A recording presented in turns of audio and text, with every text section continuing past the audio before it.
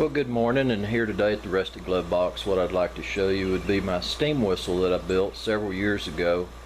I also collect antique gasoline engines, and I wanted something to have on display other than just the engines running.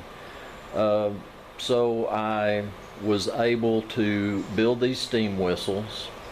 I looked at an original steam whistle to see how it was made to get the idea on how to move forward with this.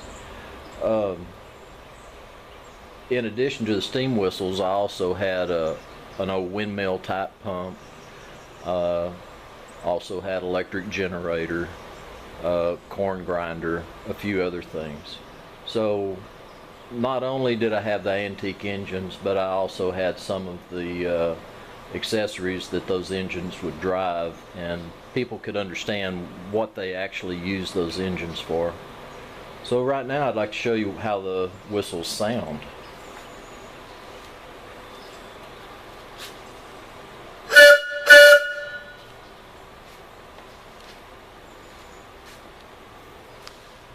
Sounds like the real thing.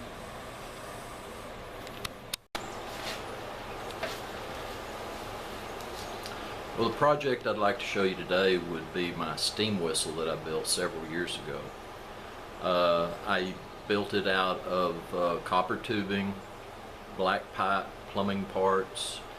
For a valve, I used a brass pressure washer wand handle, the valve to control that. I started off first with some 2-inch copper tubing. Soldered on a 2-inch cap, put it in the lathe, and drilled a hole in the center of the cap. There's just hollow tube on the inside. Next, there's the bell reducer. I used my metal lathe to cut the threaded part out of the inside of the bell reducer. I made this inside hole the same inside diameter as the tubing. The washer, I slid it down, and I had the lock nut on the inside to keep it to where the washer was roughly the same height. It's recessed slightly. And then I have my second nut that I have to lock that in place, and I'd run that on down and lock it down. This nut here, this adjusts the height of your bell up and down, and I have mine just adjusted to about 7/16 of an inch on the height away, and I have some other parts that I put on top of it that look like this side here.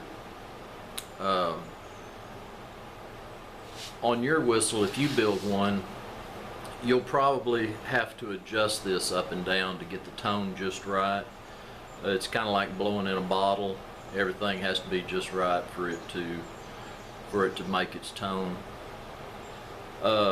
Another important thing is when you're building your washer, I used a fender washer, just something that I had here at the shop, and the gap between the inside of this bell reducer and this washer has to be close to 20 thousandths. You don't want it to be a lot more than that.